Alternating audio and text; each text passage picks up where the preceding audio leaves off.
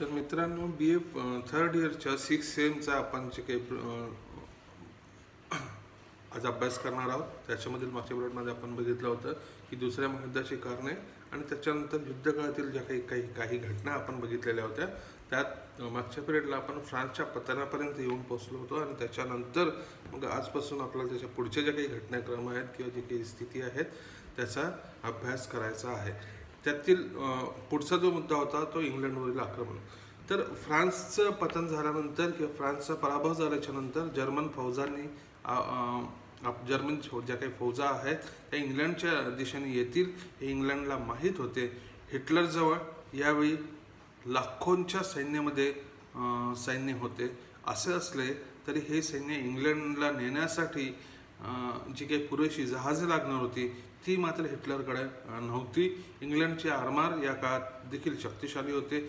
इंग्लंडची स्थिती जरी कठीण असली तरी जमेची बाजू म्हणजे युद्धाची जी काही सूत्रे होती ती चर्चिल सारख्या योग्य नेत्याच्या हातात होती आणि जर्मन आक्रमणाच्या संभाव्यता लक्षात घेऊन त्याने देशाला रक्त, परिश्रम, अश्रू आणि घाम यांचे आव्हान केले.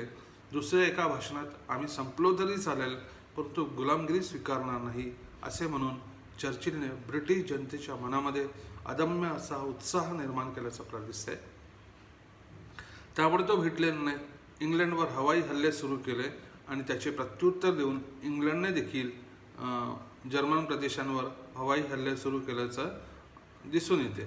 दिवसेंदिवस हवाई युद्ध जे काही होतं ते तीव्र होऊ लागले. जर्मनीची विमाने रोज इंग्लंडच्या बंदरावर, औद्योगिक शहरावर बॉम्ब टाकत आणि विध्वंस करत. त्यामुळे ग्लासगो, लिव्हरपूल, मँचेस्टर या औद्योगिक प्रमुख शहराची फार मोठ्या प्रमाणामध्ये हानी झाली. मृत्युमुखी पडलेल्यांची आणि जखमी झालेल्यांची संख्या लाखावर गेली. परंतु हा विनाश सहन करून देखील इंग्लंडने अजिबात न डगमगता प्रतिकार सुरूच ठेवल्याचं आपल्याला दिसते. इंग्लंडच्या या चिवट आणि साहसी वृत्तीमुळे जर्मनीचे जे काही उद्दिष्ट होतं, त्यांचं जे काही ध्येय होतं त्याची पूर्तता होऊ शकली नाही असं आपल्याला पाहता येईल. सर्व काही अनुकूल असताना देखील इंग्लंडवरील या मोहिमेमध्ये जर्मनीला अपयश आलं. त्याची कारणे देखील आपल्याला पाहावी लागतील. कारण ब्रिटिश जनतेच्या मनामध्ये जी काही लढण्याची दुर्दम आकांक्षा आणि जिद्द होती त्यामुळे इंग्लंडची 1000पेक्षा जास्त विमाने नष्ट झाली. त्याबदली ब्रिटिशांनी जर्मनांची जवळपास 3000 विमाने नष्ट केली. तसेच इंग्लंडने डेन्मार्क आणि फ्रान्सवर आक्रमण करून तेथील नाविक तळ आणि हवाई तळ उद्ध्वस्त करून टाकले आणि जर्मनीला इंग्लंडवरील जो काही जोरदार हल्ल्याचा ज्या काही योजना होत्या त्या धुळीस मिळाल्याचं आपल्याला दिसते. इंग्लंडने अशा प्रकारे जर्मनीच्या बरोबरीने किंवा त्यापेक्षा सरस असे हवाई दल तयार केले असताना सागरावर मात्र त्यांचे पूर्णपणे वर्चस्व होतं किंवा इंग्लंड हा सागरावरील अनभिषक्त असा सम्राट होताच असे आपल्याला म्हणावे लागते. शिवाय कॅनडा, ऑस्ट्रेलिया आणि न्यूझीलंड सारख्या वसाहतींकडून इंग्लंडला सर्व प्रकारची मदत मिळत होती. आणखी एक महत्त्वाचे कारण म्हणजे या युद्धात अमेरिकेचे देखील इंग्लंडला सहाय्य मिळत गेले आणि याशिवाय अमेरिकेने कॅश अँड कॅरी कायदा करून युद्धरत राष्ट्रांना आपल्या मदतीचे दरवाजे मोकळे केले. याचा सगळ्यात जास्त जो काही फायदा होता तो इंग्लंडला मिळाल्याचं आपल्याला दिसते. याच्यानंतरचा 5वा मुद्दा होता इटालियन साम्राज्याची समाप्ती. इटालीने आपले जे काही लक्ष होते ते उत्तर आफ्रिका आणि बाल्कन प्रदेशांवर केंद्रित केलेले होते. महत्त्वाचा सुवेझ कालवा ताब्यात घेतल्यानंतर इटालियन सैन्य इजिप्तवर चालून गेले व दुसरे ॲबिसिनियातून केनिया आणि सुदानमध्ये गेले. तेव्हा ब्रिटिश सैन्याने या प्रदेशात प्रतिकार सुरू करून अल्पावधीतच सोमालिलँड, इरिट्रिया, ॲबिसिनिया यासारख्या प्रदेशावरील इटालियन वर्चस्व समाप्त केले. हेले सिलासी पुन्हा ॲबिसिनियाचा सम्राट बनला. सुवेझ कालव्यांकडे इंग्रजांचे लक्ष होतेच आणि या दृष्टीने जर्मन समर्थक असलेल्या इराक आणि सिरियावर इंग्लंडने आपले नियंत्रण प्रस्थापित केले आणि त्यानंतर इराणवरही अधिकार प्रस्थापित करून इंग्लंडने भारताकडे जाण्याचा मार्ग सुरक्षित केला. परंतु त्याच वेळी इटलीला ग्रीसमध्ये जोरदार प्रतिकार होत होता. म्हणून युगोस्लाविया जिंकून जर्मन ग्रीसकडे जेव्हा गेले तर ग्रीसला इंग्लंडची मदत असून देखील तो स्वतःचे संरक्षण करू शकला नाही. अशा प्रकारे इटालीची ज्या काही वसाहती होत्या की जे काही साम्राज्य विस्तार होता तो पूर्णपणे संपुष्टात आला. इटालियन साम्राज्य संपल्याचं आपल्याला दिसून येते. याच्यानंतरचा जो काही मुद्दा होता रशियावरील आक्रमण, तर ह्या वेळेपर्यंत जवळजवळ संपूर्ण युरोप हा नाझींच्या वर्चस्वाखाली आलेला होता. त्यामुळे हिटलरचे रक्षक जे काही रशियाकडे वेधले गेले. खरं तर हिटलर आणि स्टॅलिनमध्ये अनाक्रमणाचा करार झाला असला तरी दोघेही एकमेकांच्या विषयी संशयित होते किंवा दोघांचा एकमेकांवर अविश्वास होता. हिटलरचा साम्यवाद विरोध उघड होता. इंग्लंडला पराभव करून रशियावर आक्रमण करण्याची हिटलरची योजना होती, परंतु इंग्लंडच्या चिवट प्रतिकारामुळे योजनेत बदल करून हिटलरने आधी रशियावर आक्रमण करण्याचा निर्णय घेतला. रशियावर आक्रमण करण्यात हिटलरला आशा वाटत होती की लष्करी शक्ती कमकुवत असल्याने लवकरच रशियाचे पतन होईल. त्यामुळे अन्नधान्य, खनिज पदार्थ आणि तेल यासारख्या वस्तू आपल्याला रशियापासून मिळवता येतील. याशिवाय रशियावरील नियंत्रणाने इंग्लंडच्या भूमध्य सागरावरील प्रभाव आणि पूर्वेकडील जे काही साम्राज्य आहे ते देखील नष्ट करणे सोयीचे होईल असा दूरचा किंवा दूरदृष्टीचा विचार हिटलरने केल्याचं आपल्याला दिसते. 22 जून 1941 रोजी जर्मन फौजा रशियावर चालून गेल्या. त्याआधी रशियावर जर्मनी विरोधी प्रचाराचा आणि सीमेवर सैन्य एकत्र करण्याचा आरोप करण्यास हिटलर अजिबात विसरला नाही.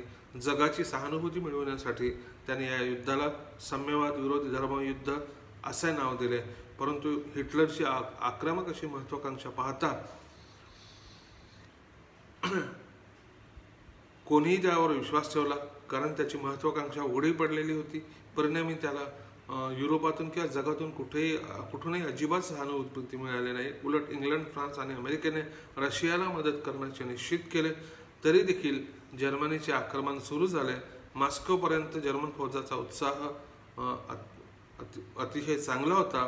पुढे मात्र त्यांची जी काही गती होती, कामाची जे काही ही स्पीड होती ती कमी झाल्याचं आपल्याला दिसते. अशा अवस्थेत हिवाळा सुरू झाला. पुन्हा बर्फ पडू लागला. रशियन सैन्याचाही जोरदार प्रतिकार सुरू होता आणि परिणामी हिटलरला अशा विपरीत परिस्थितीमध्ये युद्ध स्थगित करावे लागले, त्याला माघार घ्यावे लागले असं आपल्याला दिसते. याच्यानंतरचा मुद्दा होता जपानचा युद्ध प्रवेश. अपेक्षेनुसार रशिया सहजासहजी जिंकल्या जाण्याची चिन्हे दिसत नव्हती आणि त्याच्यामुळे हिटलरची जी काही योजना होती ती बिघडली किंवा अयशस्वी ठरली. म्हणून त्याने जपानला युद्ध सुरू करण्याविषयीची सूचना केली.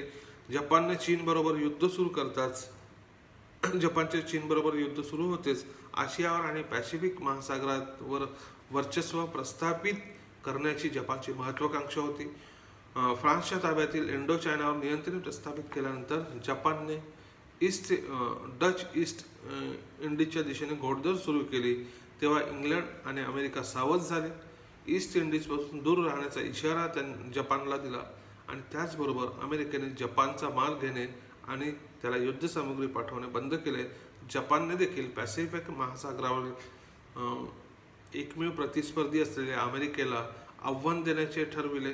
कोणतीही युद्ध घोषणा न करता त्याने अमेरिकेच्या पॅसिफिकमधील हवाई बेटावरील पर्ल हार्बरवर या नाविक तळावर एकाच वेळी हवाई आणि पाणबुडीच्या आक्रमणाने उद्ध्वस्त करून टाकला. जपानच्या या घणाघाती आक्रमणाला तेवढेच चोख असे प्रत्युत्तर मिळाले. दुसऱ्या दिवशी इंग्लंड आणि अमेरिकेने जपानविरुद्ध युद्ध सुरू केले. त्या पाठोपाठ जर्मनी आणि इटालीने देखील अमेरिकेविरुद्ध युद्ध घोषणा केल्याने खऱ्या अर्थाने विश्वयुद्ध सुरू झाले. पर्ल हार्बर नंतर पॅसिफिक व नैऋत्य आशिया क्षेत्रातील युरोपियन आणि अमेरिकन साम्राज्य नष्ट करण्याचा कार्यक्रम जपानने हाती घेतला. अल्पावधीतच त्याने सयाम जिंकून घेतले. महत्त्वपूर्ण असे हाँगकाँग बेट इंग्लंडपासून काबीज केले होते. अमेरिकेपासून फिलिपाईन्स घेतल्यानंतर जपानने सिंगापूर हा इंग्लंडचा महत्त्वाचा नाविक तळ हस्तगत केला. मार्च 1942 मध्ये ब्रह्मदेश जपानच्या हाती पडले व तो भारतावर आक्रमण करण्याची स्थिती निर्माण झाली. याच सुमारास मित्र राष्ट्रांचा संयुक्त आरमाराचा पराभव करून जपानने डच ईस्ट इंडिज बेटे आपल्या ताब्यात घेतली होती व ऑस्ट्रेलियाकडे आपला मोर्चा वळविल्याचे आपल्याला दिसते. जपानच्या या अखंड विजयामुळे संपूर्ण जग आश्चर्यचकित झाले. अमेरिकेच्या ताब्यात पॅसिफिक महासागरावरील हवाई व मिडवे एवढीच बेटे राहिली. कडक थंडीमुळे जर्मनीचे आक्रमण थंड पडले होते. ते 1942च्या उन्हाळ्यात पुन्हा सुरू झाले. क्रिमिया घेऊन जर्मन सैन्याने सेबॅस्टोपोल विजित केले. जर्मन फौजेचे सर्व लक्ष लेनिनग्राड, मॉस्को आणि स्टॅलिनग्राडवर होते, परंतु रशियन सैन्याच्या कडव्या प्रतिकारामुळे जे काही उद्दिष्ट होते, जे ध्येय होते, ते जर्मनीला प्राप्त करता आले नाही. उत्तर आफ्रिकेत देखील जोरदार संघर्ष सुरू होता. जर्मनीचा सेनापती जनरल रोमेले इंग्रजी फौजांना इजिप्तपर्यंत मागे ढकलत होता. इजिप्त आणि त्याचबरोबर महत्त्वाचा सुएझ कालवा जर्मनीच्या ताब्यात येण्याची शक्यता निर्माण झाल्याचं आपल्याला दिसते. यानंतरचा पुढचा मुद्दा होता अमेरिकेचा युद्धप्रवेश आणि अमेरिकेचे अलिप्ततेचे धोरण. अमेरिकेचे अध्यक्ष मनरो यांच्या 1823च्या मनरो सिद्धांतानुसार अमेरिकेने अलिप्ततेच्या धोरणाचा स्वीकार केला. हे धोरण जवळजवळ 1 शतक पर्यंत चालले. या कालावधीत अमेरिकेने स्वतःचा प्रचंड विकास घडवून आणला. म्हणूनच 20व्या शतकाच्या प्रारंभी अमेरिकेला एक शक्तीचे रूप प्राप्त झाले. 1914 मध्ये पहिले महायुद्ध सुरू झाले. त्यावेळी अमेरिकेने अलिप्तता बाळगली. मात्र इंग्लंड आणि फ्रान्स सारख्या लोकशाही राष्ट्रांना अमेरिकेची सर्वतोपरी मदत मिळत होती. म्हणूनच जर्मनीच्या पाणसुरुगांचा पाणबुड्याचा फटका अमेरिकेला बसू लागला. त्यात लुसिटानिया प्रकरण अतिशय गाजले. जर्मनीने 1915 मध्ये इंग्लंडचे जे जहाज समुद्रात बुडवले, जहाजावरील सर्व लोकांना जमाजे मिळाले, त्यात 100 अमेरिकन होते आणि म्हणूनच जर्मनी युद्ध सुरू करण्याची मागणी अमेरिकेमध्ये होऊ लागली. पण अध्यक्ष वुड्रो विल्सनने त्याला नकार दिला आणि त्यानंतरही जर्मनीकडून अमेरिकेचे सतत नुकसान होऊ लागल्याने 1917 मध्ये विल्सनने अलिप्ततेच्या धोरणाचा त्याग करून जर्मनी विरुद्ध पहिल्या महायुद्धात उडी घेतली. परिणामी मित्र राष्ट्रांचा विजय निश्चित झाला. शेवटी युद्ध थांबण्यासाठी वुड्रो विल्सनने 14 मुद्दे जाहीर केले आणि त्यानुसार 1918 मध्ये पहिले महायुद्ध समाप्त झाले. मात्र याच मुद्द्यावर राष्ट्रसंघ अस्तित्वात आला तेव्हा त्यात भाग घ्यायला अमेरिकन सिनेटने साफ नकार दिला व पुन्हा एकदा अलिप्ततेच्या धोरणाचा स्वीकार केला. असे असले तरी जागतिक शांतता टिकवण्याच्या दृष्टीने महायुद्धाच्या नंतर निशस्त्रीकरण परिषदा यासारखे प्रयत्न झाले आणि त्यात अमेरिकेचा सहभाग असल्याचं आपल्याला दिसतंय. आजच्या दिवस आपण इकडेच थांबू. बाकी जे काही आपण ते पुढच्या पिरियडला बघू.